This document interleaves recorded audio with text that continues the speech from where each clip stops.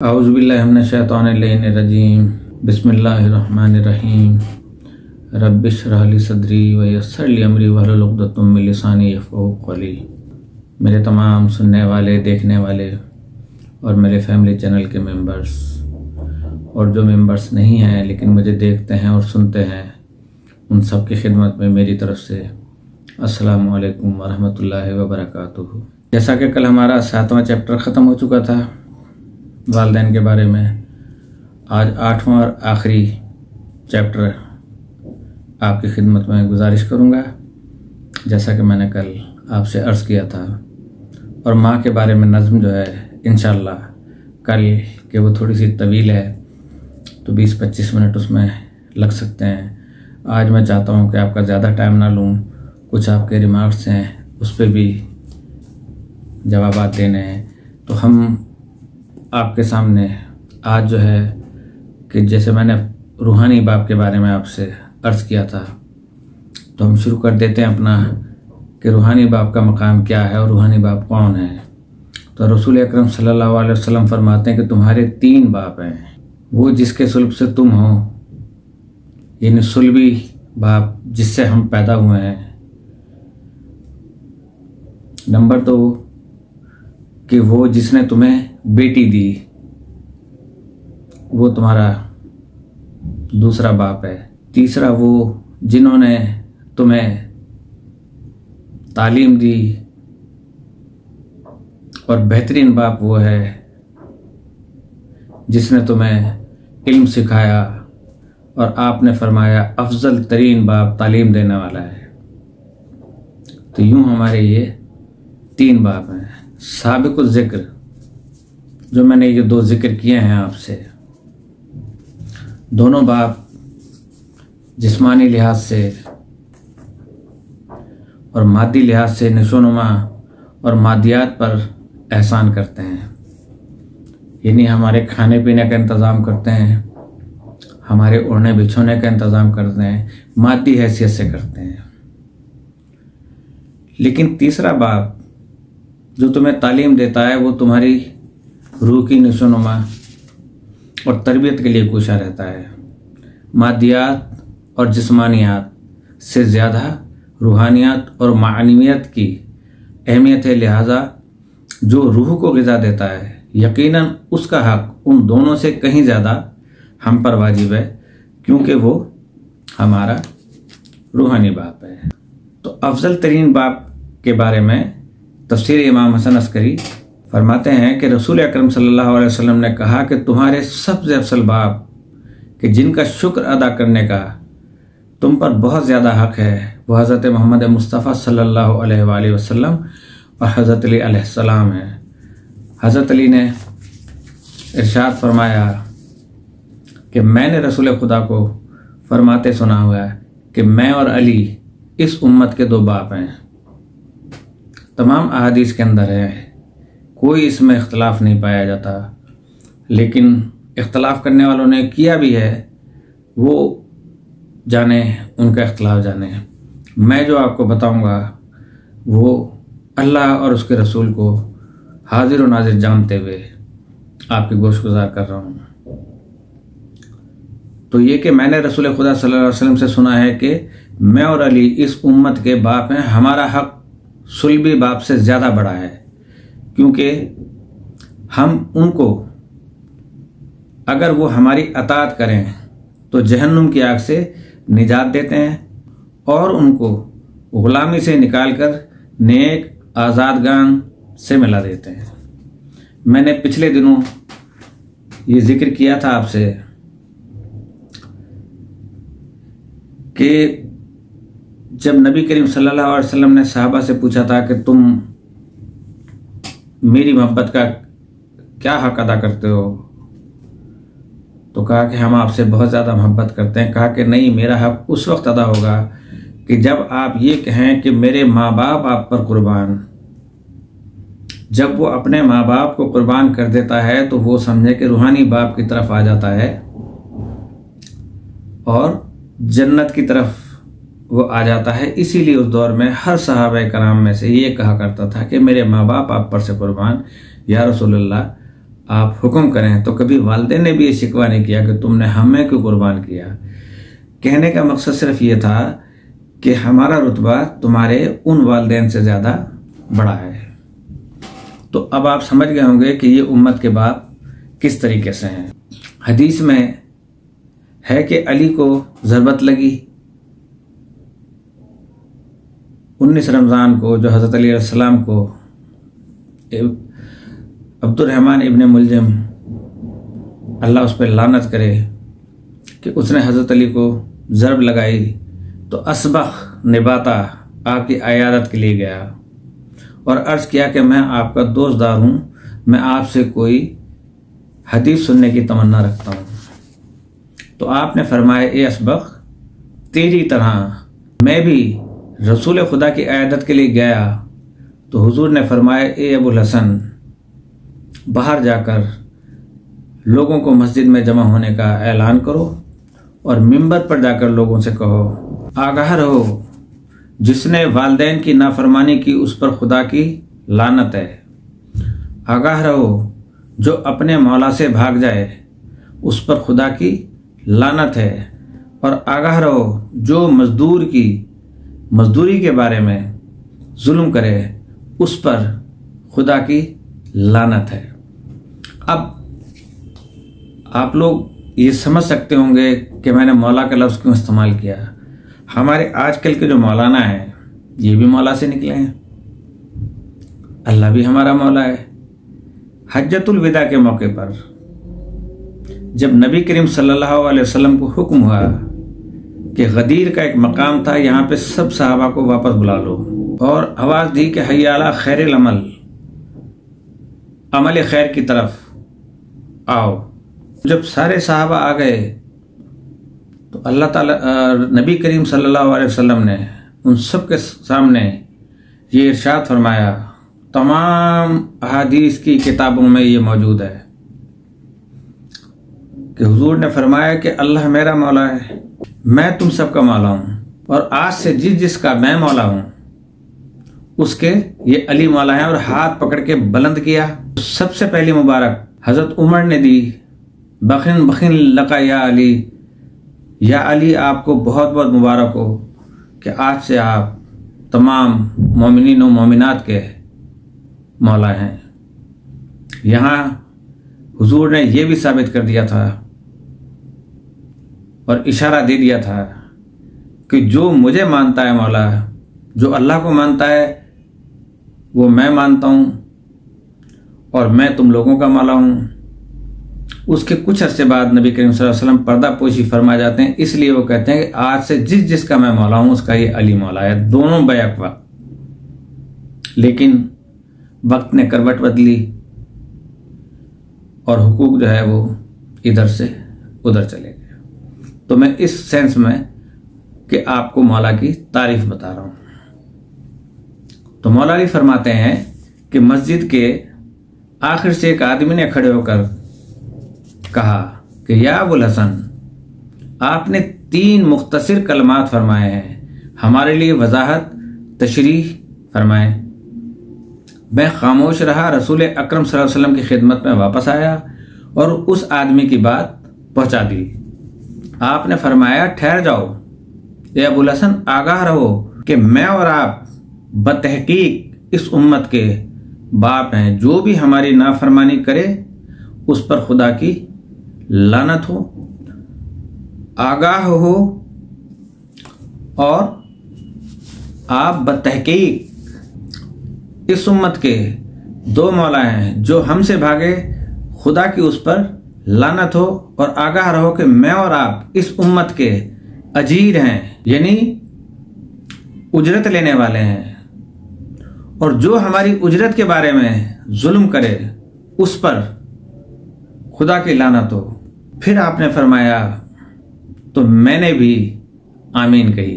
तो रूहानी बाप के हुकूक अदा करने के फायदे, इमाम मोहम्मद बाकर अलैहिस्सलाम ने फरमाया कि जो खुदा की बारगाह में अपनी कदर व मंजिलत जानना चाहता है तो अपने अफजल तरीन 2 बापों की कदर व मंजिलत पर निगाह डालो कि अपनी निगाह में किस कदर है। यानी जो रसूल और हज़रत अली का जितना एहतराम करेगा, खुदा इसकी कदर मंजिलत में उतना ही इजाफा करेगा। और इन हस्तियों का एहतराम इनकी सीरत व गुफ्तार पर अमल करने में है। जो इनकी किरदार पर जितना अमल करेगा उसका उतना ही मकाम खुदा की निगाह में बुलंद होगा। इमाम जाफ़र सादिक अलैहिस्सलाम फरमाते हैं, जो अपने अफजल तरीन दो बापों मोहम्मद और अली के हक में और हक की रियायत करे तो जो उसने अपने वालिदैन और लोगों के हुकूक ज़ाया किए हैं उसको कोई नुकसान नहीं पहुंचता, क्योंकि ये हस्तियां अपनी सही खैर के लिए उनको राज़ी करेंगी, उन वालिदैन को राज़ी करेंगी कि जो आपसे नाराज़ होकर इस दुनिया से गए। अब सवाब व इक़ाब में फ़र्क। जब जिस्मानी वालिदैन की अताअत में सवाब और नाफरमानी में इक़ाब है,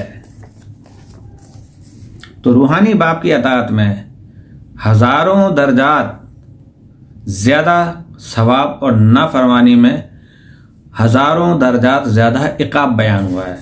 आप पूछेंगे इक़ाब क्या चीज़ है? इक़ाब कहते हैं अज़ाब को, इक़ाब कहते हैं सज़ा को, कि अल्लाह ताला उतनी ही उसको सज़ा देगा या अज़ाब देगा। रिवायत में आया है कि इस नाफरमान का कोई भी अमल कबूल नहीं होगा, अगरचे वो कायमुल नैल व सायमुन नहार यानी रात भर शब बेदारी और दिन भर रोजे से भी हो, उसका अमल कबूल नहीं है।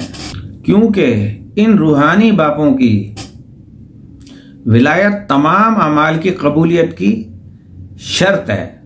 विलायत अहले बैत तमाम नेकियों का सरचश्मा है। अगर विलायत पर ईमान है तो नमाज मोमिन को महराज पर पहुंचा देती है। रोज़ा और हज मोमिन को खुदा का मेहमान बना देते हैं। कसब हलाल मोमिन को मुजाहिद फी सबीलिल्लाह बना देता है। वालिदैन पर एहसान मोमिन को अफजल तरीन मुजाहिद बनाकर उसकी एक दिन की वालिदैन की खिदमत को एक साल के जहाज से भी अफजल करार देता है। और विलायत अहले बैत पर मबनी आमाल और आमाल स्वालिहा इंसानों को फरिश्तों से भी अफजल व बरतर बना देते हैं। वालिदैन पर एहसान के बारे में जितनी आयात और रिवायात मौजूद हैं उनका मिस्दाक आम है। जहाँ जिस्मानी वालिदैन मुराद हैं वहाँ रूहानी वालिदैन बतरीके ऊला मुराद हैं, क्योंकि आयात और रिवायात का मिस्दाक फ़र्द अकमल ही हो सकता है, यानी कामिल हो सकता है, मुकम्मिल हो सकता है। और अज लिहाज इकमाल जिस्मानी वालिदैन से ज़्यादा रूहानी वालिदैन है। और रूहानी वालिदैन में सबसे अकमल व अफजल हज़रत मोहम्मद मुस्तफ़ा सल्लल्लाहु अलैहि वसल्लम हमारे आखिरी नबी, और उसके बाद हमारे पहले इमाम हज़रत इमाम अली अलैहिस्सलाम है, कि जो हज़रत इब्राहीम की ज़ुर्रियत से हैं। जो हज़रत इब्राहीम खुश हुए थे जिस वक्त उन्होंने कहा था कि मिन ज़ुर्रियती, कि मेरी ज़ुर्रियत में से भी इमाम को पैदा फरमाया, तो अल्लाह ताला ने वो दुआ उनकी कबूल की। अब रसूल अकरम और हज़रत अली का शुक्र अदा करो, मेरा शुक्रिया अदा करो और अपने वालिदैन का। रसूल अकरम सल्लल्लाहु अलैहि वसल्लम फरमाते हैं, बहुत सी रिवायत के मुताबिक इससे मुराद रसूल अकरम और हज़रत अली अलैहिस्सलाम है, क्योंकि जब जिस्मानी वालिदैन का शुक्र वाजिब है तो सबसे अफजल बाप और रूहानी वालिद रसूल अकरम सल्लल्लाहु अलैहि वसल्लम और हज़रत अली का शुक्र अदा करना बतरीके ऊला वाजिब है, क्योंकि ये दो हस्तियाँ अफजल व अकमल अफराद व वालिदैन हैं। हज़रत इमाम जाफ़र सादिक फरमाते हैं, आयत सिलाए रहम के मिज़दाक में अहले बैत शामिल हैं, बस आयात आम हैं, और जो अफराद अफजल व अकमल हैं वो ज़्यादा मुराद हैं। और सिलाए अरहाम और वालिदैन में अफराद अफजल व अकमलियत अहले बैत हैं। लिहाजा इनका शुक्र अदा करना ज़्यादा वाजिब है, क्योंकि इनकी विलायत के सदक़े में ही हम मुसलमान हैं। मोमिन, मुत्तकी और मुखलिस बनकर रहमत व नेमत खुदाबंदी के मुस्तहिक व अहल करार पाए हैं, और जो इनकी अताअत न करे और इनकी बैत से निकल जाए और रूहानी ताल्लुक और रवाबत को ख़त्म कर दे, उसके बारे में हज़रत इमाम रज़ा अलैहिस्सलाम फरमाते हैं कि क्या तुम्हारे लिए ये बहुत बुरा नहीं है कि तुम्हारे जिस्मानी वालिदैन नाफरमानी की वजह से तुम्हें अपने से अलग कर दें और कहें कि ये हमारा बेटा नहीं है। लोगों ने अर्ज किया, हाँ मौला ऐसा है। फिर फरमाया, बस तुम कोशिश करो कि तुम्हारे रूहानी वालिदैन के जो जिस्मानी वालिदैन से अफजल व अकमल हैं वो तुम्हें अपना रूहानी बेटा माने। कहीं ऐसा ना हो कि हम तो दावा करें ये हस्तियां हमारे रूहानी बाप हैं और वो हमें अपना बेटा मानने से इनकार कर दें, तो हम दुनिया व आखिरत दोनों में खसारे में पड़ जाएंगे। हमारी दुनिया व आखिरत की कामयाबी इन रूहानी वालिदैन की अताअत और इनकी सीरत पर अमल करने में है। मेरी बात को बार बार सुनिएगा, फिर आप मुझे रिमार्क्स दीजिएगा तो मैं इंशाल्लाह आपको समझाऊंगा। अब जिस्मानी और रूहानी वालिदैन में फ़र्क क्या है कि जिस्मानी वालिदैन इस्लाब और इरहाम की तरफ से, यानी अपने माँ बेटे को जन्म देती है, उसके सुलूब से, बाप के सुलूब से जो है वो बेटा होता है, तो जिस्मानी वालिदैन इस्लाब और इरहाम की तरफ से और रूहानी वालिदैन खुदा की तरफ से हैं। यानी एक वालिदैन माँ बाप की तरफ से हैं और एक खुदा की तरफ से हैं। जिस्मानी वालिदैन की विलायत बालिग होने तक और रूहानी वालिदैन की विलायत क़यामत तक। जिस्मानी वालिदैन से मोहब्बत और रूहानी वालिदैन से मवद्दत वाजिब है। यहां पे मवद्दत क्या है? कुल ला अस्अलुकुम अलैहि अजरन मवद्दत फिल कुर्बा। कुरान शरीफ में ये आयत अल्लाह ताला ने उतारी कि जब सहाबाए कराम और कुछ लोग आए कि हम आपको दीन इस्लाम की खिदमत में उजरत देना चाहते हैं, वही अजीर वाली बात आ गई। तो उन्होंने फरमाया कुल्ला अस्अलुकुम, मुझे कुछ भी नहीं चाहिए, अलैहि इल्लल मवद्दत फिल कुर्बा, कि तुम मेरे अहले बैत से मवद्दत करो। मवद्दत यह है कि अपने माँ बाप से बढ़कर चाहो, अपनी औलाद से बढ़कर हमें चाहो। तो यहां पर रूहानी वालिदैन से मवद्दत वाजिब है, क्योंकि जहाद में वही जाते हैं ना, मोहब्बत खुदा में, मोहब्बत रसूल में, कि हुक्म हुआ जहाद का, रसूल अकरम ने दिया, तो अब वाजिब हो गया। इसका मकसद उसने अपने माँ बाप को छोड़ा, बीवी बच्चों को छोड़ा, सबको छोड़ा, उनकी आवाज़ पे लब्बैक कहा। ये मवद्दत है कि मुझे उन चीज़ों की परवाह नहीं है, मुझे क़यामत की परवाह है कि आज मैंने इनका हुक्म माना तो मेरे लिए क़यामत तक के लिए शफात का बाइस होंगे।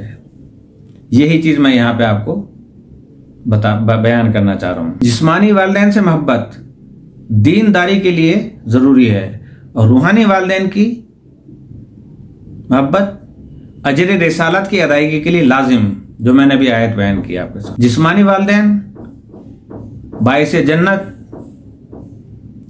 और रूहानी वालिदैन कासिम जन्नत हैं, यानी कसीम जन्नत हैं, यानी जन्नत को बांटने वाले हैं। जिस्मानी वालिदैन जिस्मानी नशोनुमा के जामिन,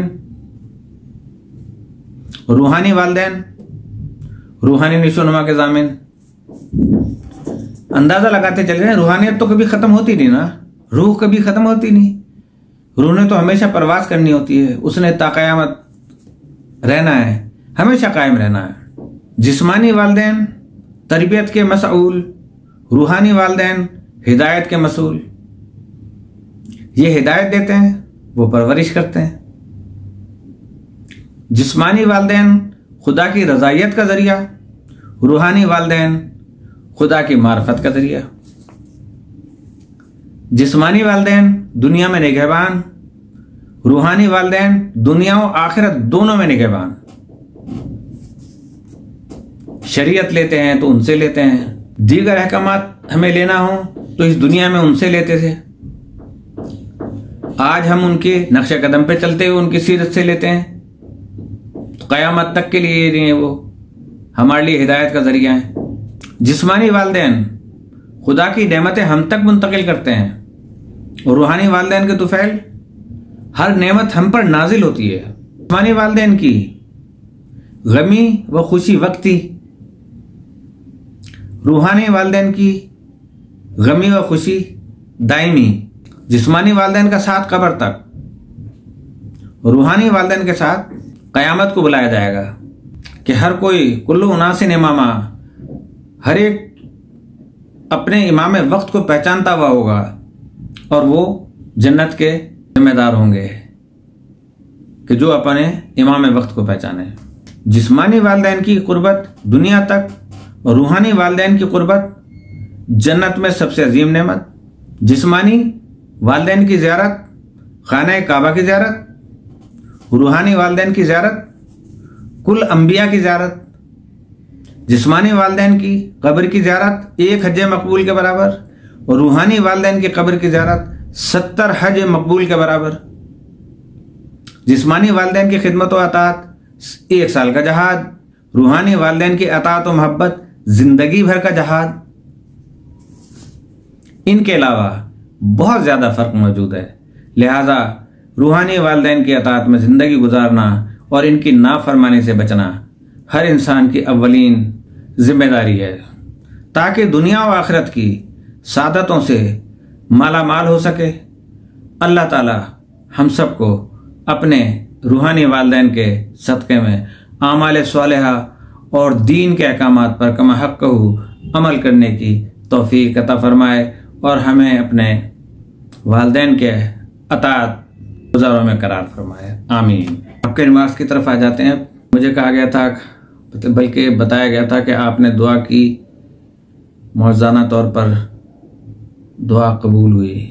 जो दुआ बताई थी मैंने आपको, मौज़ाना तौर पर इसे कह सकते हैं, लेकिन ये इस दुआ में क्योंकि इसमें आज़म है, लिहाजा जहाँ इसमें आज़म हो और खुलूस दिल और खुलूस नियत से पढ़ी जाए तो यकीनी तौर पर आपको ऐसे मौजूद नुमाही आपकी दुआएं कबूल होंगी।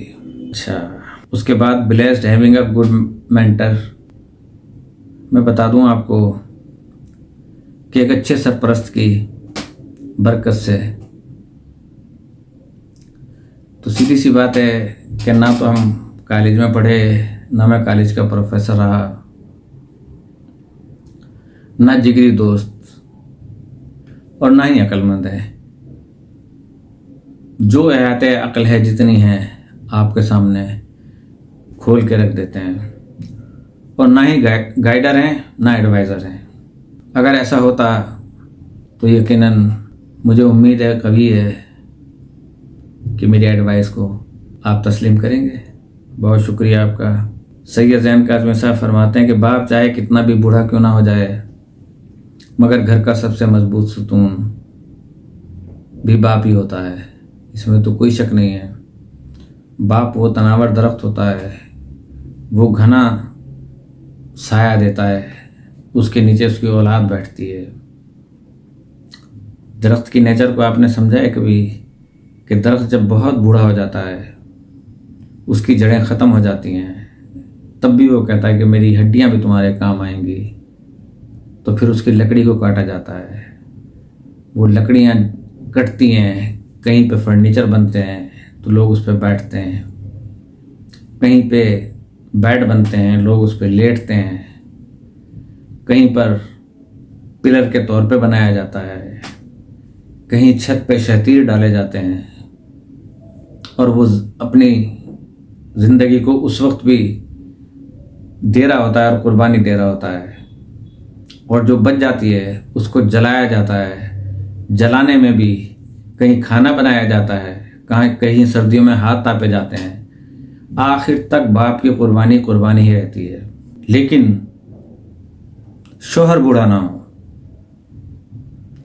फिर उसके साथ बहुत बड़ा जुल्म है कि अगर बीवी जवान हो, शोहर बूढ़ा हो, तो फिर उस बूढ़े की कदर नहीं होती।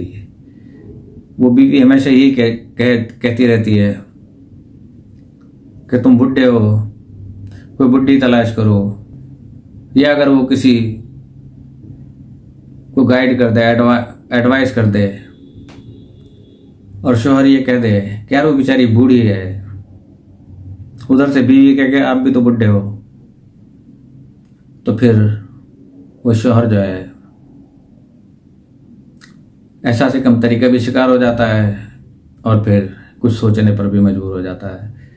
लिहाजा सब लोगों से मेरी गुजारिश ये है कि अपने हम उम्रों से शादियां कीजिएगा, कभी भी किसी बूढ़े का तस्वुर दिल में भी नहीं लाइएगा। उसके बाद जनाब फरमाते हैं कि जिनके माँ बाप जिंदा हैं, जन्नत भी घर में ही है, काबा भी घर में है, और जो इनको नाराज रखते हैं, हज उम्रा अदा करते हैं। एक्चुअली ये एक शेर है कि इनकी मिसाल ऐसी है कि बड़े बदनसीब थे जो करार तक न पहुँचे, बड़े बदनसीब थे जो करार तक न पहुँचे, दरे यार तक तो पहुँचे, दिले यार तक न पहुँचे। तो दिले यार तक इसलिए नहीं पहुँच पाए कि दिले यार तो बुढ़ा था। तो दिले, अब अगर बुढ़े के दिल पे आपने जागुज़ीन होना है तो जाहिर है कि मुकद्दर बदनसीबी ही होगा, इसके अलावा और तो कुछ नहीं हो सकता। बहरहाल बहुत अच्छा सवाल है, शुक्रिया बहुत बहुत। मज़ा भी जारी रहना चाहिए साथ साथ खुश गुफ्तगू के साथ। जैन साहब कहते हैं, बल्कि फरमाते कि इतनी ऊंची जन्नत को भी अल्लाह ने माँ के कदमों के नीचे रख दिया। इसमें तो कोई शक नहीं है कि माँ के कदमों के नीचे इतनी ऊंची जन्नत रख दी है, लेकिन बाप की भी तो कोई हैसियत है। जन्नत में जाने के लिए अगर वो बाप से नाला है तो जन्नत के दरवाजे पे बाप रास्ता रोक सकता है उसका। और जो पिछला सवाल था वो भी यही था कि जिनके माँ बाप जिंदा हैं, जन्नत भी घर में है, काबा भी घर में है। तो हसन साहब, अगर आप वालिद या वालदा हैं तो आपके बच्चों के लिए काबा भी मौजूद है जो कि आपकी ज़ात है, और जन्नत भी मौजूद है जो कि आपकी ज़ौजा की ज़ात है। तो दोनों मज़े लूटें जनाब। अच्छा, उसके बाद ये कि वालिदैन के चेहरे को गौर से देखें तो पता चलता है कि हमारा मुस्तकबिल बनाते बनाते वो खुद कितना टूट चुके हैं। आजकल जो शरीक हयात या हम सफ़र होता है वो गौर से चेहरे की तरफ नहीं देखता। आज की औलाद क्या देखेगी? आज की औलाद का तो पता है सब लोगों को कि वो क्या है। कितनी भी आप तरबियत दे दें, बस सने बलूगत से ज़रा बड़ा होने दें, सब सामने आ जाता है। ये आजमाइश है हमारी। बहरहाल अल्लाह पाक आपको तमाम मुरादें कि जो आपके दिल में है उनको पूरा करे। हसन अली साहब फरमाते हैं कि अब तो बेगमात की खुशनुदी के लिए माँ बाप को रुलाया जा रहा है। इन्हें क्या मालूम कि वो अपना कितना नुकसान कर रहे हैं। बेशक अगर वो नुकसान से हासिल कर सकते होते या उन्हें नुकसान का अंदाज़ा होता तो वो यकीनन नहीं करते। लेकिन हसन अली साहब, कहीं उन बदनसीबों में आप तो शामिल नहीं हैं तो वो आपकी बच्चे जो हैं आपकी ज़ौजा की कदर नहीं करते और अपनी जन्नत को अपने ही हाथों से रौंद रहे हों। अगर हसन साहब आपकी बेगम अच्छी हैं तो यकीनी तौर पर उनके कदमों में भी जन्नत है, और हर माँ के कदमों के नीचे जन्नत है। अच्छी हो या बुरी हो, बच्चों के लिए कम से कम माँ बुरी नहीं होती है। शौहर के लिए तो वो उसके लिए शौहर हलाल है, जब चाहे ज़िबा करते हैं। तो जनाब अल्लाह पाक आपको बहुत खुशियाँ दे। अच्छा, हसन साहब कहते हैं कि most important and very informative video for everyone. काश ऐसा होता कि ये जो मैं इंफॉर्मेशन दे रहा हूँ आपको और इसको लोग समझे, तो मेरे लिए ये कब्र का सदका है, सदका जारिया है। मेरे मरने के बाद भी ये जारी और सारी रहेगा।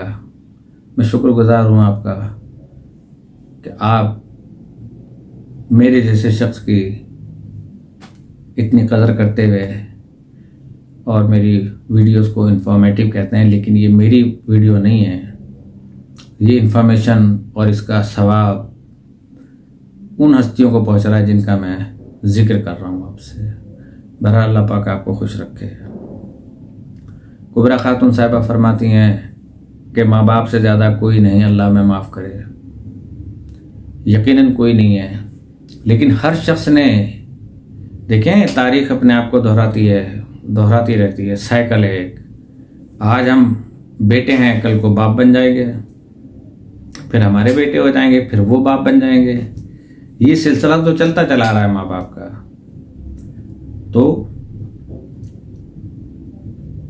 अल्लाह वाकई हमें माफ़ करे कि हम अपने वालिदैन की अभी से खिदमत करें ताकि हमारे बच्चों की, उनके बच्चे खिदमत करें। तो अल्लाह पाक उन्हें भी खुश रखे।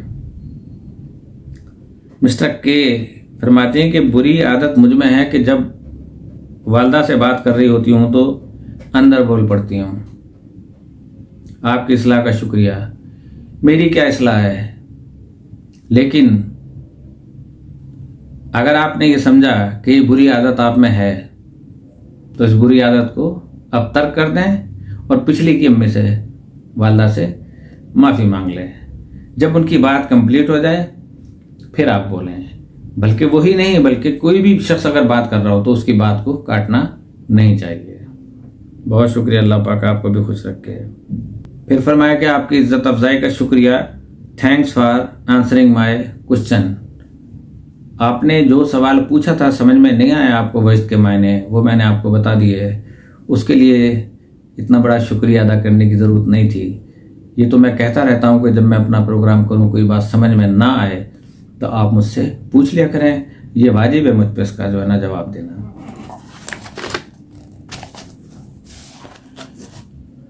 उमर फारूक साहब कि खुदा सबके वालिदैन को लंबी ज़िंदगी अता फरमाए, इलाही आमीन। उमर फारूक साहब हमारे सामने पहली दफ़ा आए, प्रोग्राम सुनते रहे होंगे शायद, तो अल्लाह पाक आपको भी जज़ाए खैर दे और आप अपने वालिदैन को हमेशा दुआएं देते रहें कि उन्होंने आपको इस काबिल बनाया और आप उनकी खिदमत करने का फरीज़ा अंजाम देते रहें। अल्लाह ताला आपको क़यामत के दिन इसका अजर अता फरमाएगा। दूसरे ये भी हमारे पहली दफ़ा हैं अबू अशर साहब के दुरुस्त फरमाया आपने क़िबला। अब क़िबला तो हम है नहीं, लेकिन आपने अगर इसे दुरुस्त समझा है तो यकीनी तौर पे मैंने भी आपको कोई गलत राह नहीं दिखाई और अच्छी राह की तरफ ही मैंने आपकी मंजिल का तयन किया। तो बहुत बहुत शुक्रिया आपका अबू अशर साहब। अब सवालात तमाम हो चुके, रिमार्क्स के जवाबात तमाम हो चुके। इसी के साथ मैं आप सब लोगों से इजाज़त चाहता हूँ इस दुआ के साथ कि अल्लाह पाक हमारी जान और मालो, इज़्ज़त और आबरू और ईमान की हिफाजत फरमाए। और जहाँ जहाँ लोग या अल्लाह तेरी मदद के तालिब हैं उनकी मदद फरमा। गरीबों की और बिलखुसूस उन गरीबुल वतनों की कि जो अपने देश से बाहर हैं, मुल्क के लिए कमा रहे हैं, उनकी हिफाजत फरमा। फ़लस्तीन में अपनी गैबी इमदाद फरमा और जो कश्मीर में जुल्म हो रहे हैं उन पर भी अपना रहम व करम नाज़िल फरमा। इसी के साथ अस्सलामु अलैकुम व रहमतुल्लाहि व बरकातुहू।